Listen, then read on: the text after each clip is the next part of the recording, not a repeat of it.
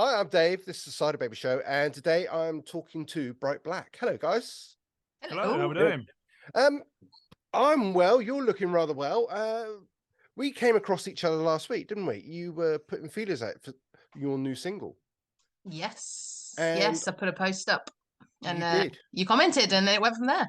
Yes, so it's gone downhill ever since, really, hasn't it? Well, no. Tell me about the single. What's the single? Well, it's called Howlin, Yep. and it was the product of a riff that came to us from Jace. It was just a riff, wasn't it, mate? And you just sent us a video, said, I've got this idea, sent it in the group chat, and it went from there. I took it into the rehearsal room, and it was just one of those quick. I think, how long did it take to write? About to be half fair, an I mean, hour. Hours, really. It was Like hours. the initial song, it didn't take long, and then it wasn't until we got into studio that we sort of started fine tuning it. Yeah. Pretty much. Yeah, I mean, so yeah, it all came together pretty quick.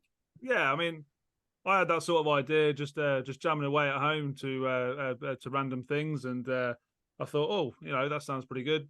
Like I said, I did a quick video, put it into the group chat of the band, took it into the rehearsal studios, and then we sort of dissected each section. The way we sort of write things, there's no democracy. So, if one person isn't happy with something and they offer up something else, we'll always try something different. That sort of thing. And it sort of went from there. The main riff sort of stuck. That was a pretty much a given. Everyone sort of liked that. The chorus had a few tweaks, and then the pre-chorus we decided to cut out all instruments and just have Alice wail on it. And we just did that, and we stuck with it, and it worked. And then the whole sort of thing came together. It's catchy. It works. Absolutely. Are you sure? Is that going to be the next single, the alternate version? Oh, just me wailing for 3 minutes. That's absolutely fine. I think our producer might have something to say about that, but we'll give it a good go. Okay, cool. Well, for a first single, it's rather good. I mean, as soon as I heard it, I thought, well, this is exactly what I like to hear on the radio myself, what I want to play on the radio as well. So well done, guys. That was just brilliant. So I think I've played it 3 times now in 3 days. So great. Yeah. Thank you. Maybe taper off in a couple of weeks. I don't know. That's fine. Okay. So you're a brand new band, really? Yeah, pretty much fresh out of it. We've been rehearsing for the best part of just over a year now. Yeah, it's just over a year now. Literally June, July last year we sort of got something together like that. So, well, the inception was just after my uncle passed away, Jace, wasn't it? And I believe so. Because I'd originally quit music. Right.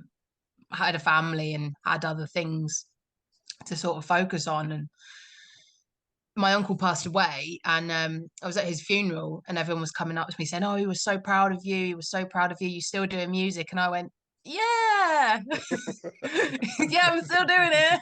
Because I thought, "Oh no, I've really got to do something about it." And then, like Jason was saying before, we just kind of came together and decided we both have the same sort of influence and same roots, and created this project from it. So yeah, it was brilliant.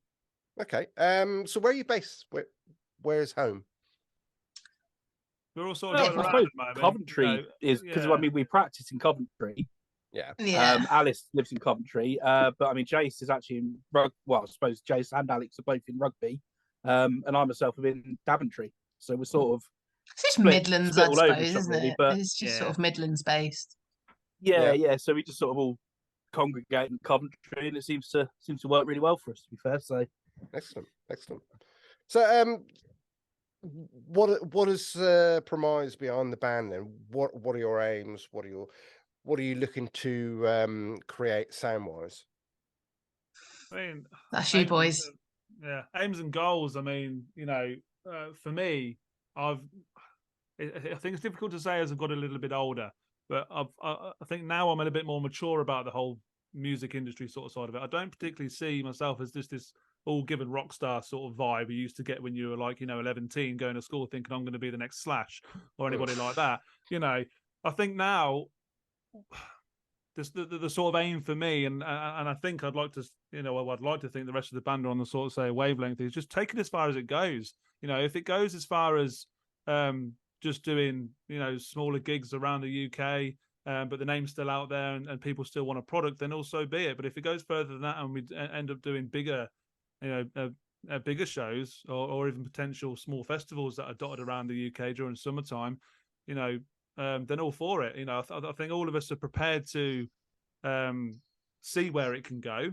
But if it only gets to a certain point and then sort of plateaus from there, then so be it. But I think the main thing is we still enjoy doing what we do.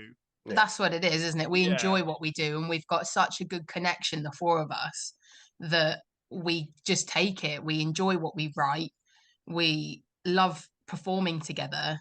I think our sort of showmanship and connection on stage is just unmatched, to be honest, because I've had people comment on it, sort of our vibe and how we are, and it's sort of it shows sort of how close we are, and we just all enjoy what we do. So wherever that takes us, as long as sort of as soft as it sounds, as long as we're together, whether that's, you know, a small gig down the pub or, you know, headlining Download. Yeah, fantastic. Possible.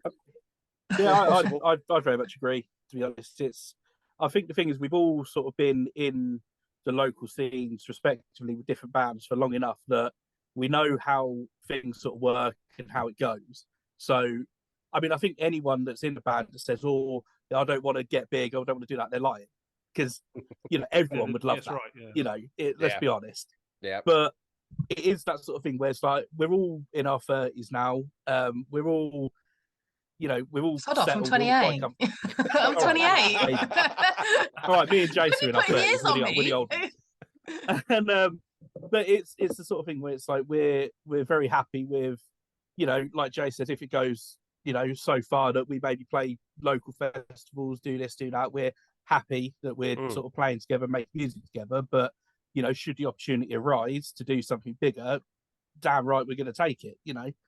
So it's just sort of keep working and see where we can get with it.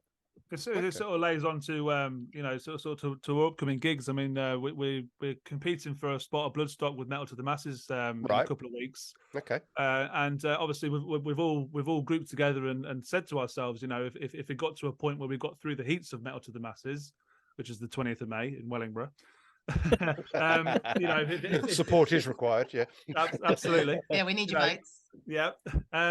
You know, if it got down that road of us getting through the heats and then we got to Bloodstock, then we're all game for that sort of thing.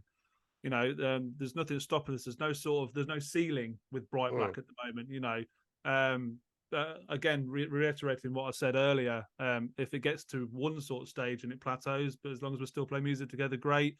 If it goes further than that, then again, so be it. You know, no ceiling at all. So we've got the vision and we've got the sort of connection between all four members. And we've got, I think now, which is good, which is what something I've lacked in the past, is sort of have that maturity now to understand that you know, that it is a lot of dedication, a lot of hard work, and we're all for it. We're all game for that. Yeah, I mean, when you say Metal to the Masses and Bloodstock, years and years ago, I saw Steve and Akira just literally tear up the New Blood stage.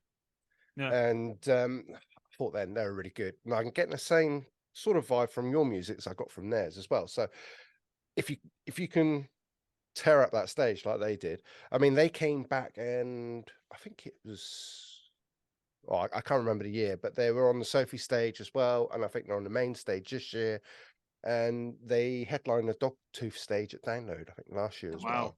And it's like things, you know, it's that little stepping stone. And you say Metal to the Masses, it's so important now with metal and rock music for something like Bloodstock to do what they're doing. And you know, I really appreciate it. I mean, I think it's a great thing, to be fair. I mean, because it gives, you know, new and upcoming bands like ourselves that opportunity then to not just get our name out there, but to experience what it's like doing those sorts of big festivals, you know, especially at the sort of level that we are at the moment, just starting out and emerging. It's a great opportunity, even to go through the heats, like you say. I think it's a great thing that most festivals do, to be honest. I think most sort of festivals give that chance now, especially sort of in Coventry. You get to Godiva Calling, they do exactly the same thing, to give unsigned upcoming bands a chance to play the main stage, to give them that opportunity to play to big crowds and big stages and massive events. I think it's brilliant that festivals offer that. So going back to your music in general, Howling's the first single. It can't be your only song you've got. Absolutely not. No. Absolutely not. Right, No. so No, what, you'll what have to am I come. going You have to come to a expect? show to see the rest. Okay. Oh, we're Rob Black. 3 minutes and we're gone. Cheers. Hey. Hey. Okay. So are you planning to follow up the Howling single fairly soon, or are you? Yeah. We will be. Yeah, we need to. Our producer is currently so busy. Yeah. He's all over the world at the moment. So we book in with Back on tour him. soon, isn't Yeah, yeah. So he works with a band called Diamond Head Right. And Saxon. and Saxon, yeah. So he's currently very busy, a very busy man. But sort of without him, our sound wouldn't be what it is. Okay. Sort of his input and his knowledge. He's definitely a massive part of what this band is. Mm. Obviously, that's just me speaking. I don't want the other lads to think, but absolutely agree. The work he's done on the song and with us as musicians and as a band as a whole has been so helpful and really eye-opening, really, on how things work on that sort of higher level. I think a lot of smaller bands, they sort of get stuck with the mindset of how things work in the local scene. They don't really think, oh, how do above. the big boys do it? Yeah. So it's like, it's nice working with someone that, that does that, and he can Yeah. then sort of impart some wisdom on us with it. And I don't know, just sort of gears you up to sort of take that next step a little bit. Tell you what was great as well, it was sort of, well, for me personally, it was a bit intimidating to go to a person of that sort of caliber, because I'd never experienced like that before. And obviously I've recorded things with previous ventures. I've been in big recording studios and stuff like that, but nothing on the level that that he's done.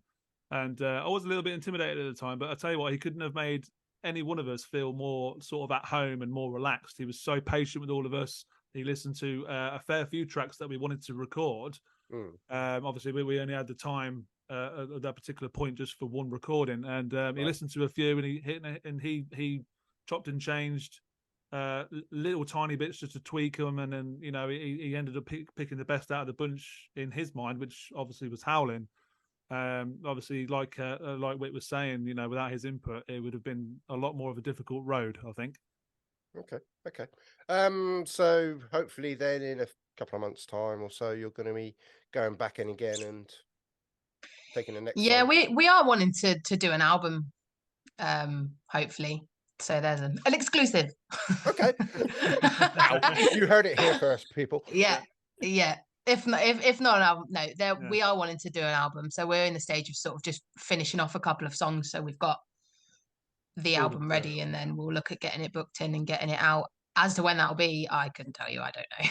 Right. Okay. Well, believe it or not, we actually waited a considerable amount of time after Howlin was finished with our producer. And We when recorded it in mastered. January. Yeah, we recorded it in January, and obviously we've only just released it now. But the reason for that is because we wanted a bit of a package deal. We all got together and we just thought, well, what's everyone else doing? Everyone else is just going away and doing one song, two song, releasing it, a couple of months apart just to keep people in the loop and keep people fresh. And we were just like, well, we don't want to do that. We don't want to stick with the mainstream. So, what else can we do that's different? So we all got together and through various other connections as well, we got a videographer involved, and we decided to shoot the video for Howlin and release it as a massive package. Like, here's the single, but here's a visual aid as well. Here's something you can look at. Here's something you can watch. Here's something you can see what every member's doing, and this is what we look like. This is what we look like, as well as just what we sound like. Sitting down there with your headphones on the number 4 bus or something like that, going, okay, that's all right for 30 seconds, but I've got no visual aid. We wanted something a bit more different, a bit more of a package. Okay, that's cool. So what about live gigs then? I mean, talking about a visual package, what have you got planned? Anything much? I'll leave that with one with Wet. you. That's wet. That's all wet. So I mean, we've got plenty of stuff coming in. It's sort of my main goal at the moment is I'm trying to build more of a core following for us in our own areas. So we're very much sort of we're focusing on the Midlands for the time being. But I mean, we've got stuff sort of coming up in Worcester. Got stuff all around sort of Coventry, Wellingborough, Nottingham. Northampton, Nottingham. Yeah, we've got a couple booked in there, which should be some real nice ones. The Nottingham scene is crazy. So they should be some good nights. But yeah, my main sort of plan is I want to sort of spend this year getting a good sort of core following in our area, and then next year I really want to try and hit the festival circuit for next summer. So I'm sort of talking to promoters and that currently, trying to sort of book up next year. So yeah, I mean it's coming on really nicely, and it's nice that we're starting to get promoters actually approaching us rather than me having to, message them and go, oh, can we play? They're actually coming to us. Please put us on your show. Yeah, that's it. On the back of what Whit said as well. So, sorry, wait, go on, mate. No, go on, mate. Go. Yeah, on the back of what you said there as well. We have got a sort of mid-range festival already booked for next year. I can't tell you which one it is. Go on, nobody's listening yet. No. Okay, I can't tell you which one that I'll is press yet. pause a minute. But yeah, we are approaching the festival scene for next year, and that's looking quite promising already. So. Okay, cool, brilliant. Well, Bright Black, thank you for taking the time to speak to me. I wish you all the best. Is there anything you want to say to any fans, any prospective fans out there? Just thank you for listening, streaming, and sharing the track. It's actually been quite heartwarming, as we're such a fresh band. So the response we've had has been really cool. I've really enjoyed it, and I'm excited to get out and meet more people, come to shows. I think as well for me, again on the back of our lesson, thank you for streaming and listening and doing what you do. Just be prepared for more, because it's coming at you. And the last word to you, sir? Pretty much the same, really. I mean, I feel like there's been a lot of fantastic reception from the song and the video, and all I can say is let's keep the traction going, get more likes on the YouTube. Just let us know what you think of it. It's at the end of the day, we want to know what people are thinking, so we can then, maybe sort of go in a certain direction. It's just that sort of input is valuable to us, so we can sort of tailor what we're doing around what people like, what we like, and just sort of find a nice middle ground and, go from there with it. So yeah, just keep going. Well, guys, I wish you all the best, and hopefully we'll bump into each other one day very soon, and I get to see and hear a bit more of your music. 100%. Absolutely. Thank you. Thank you, guys. Thanks for having us. No worries.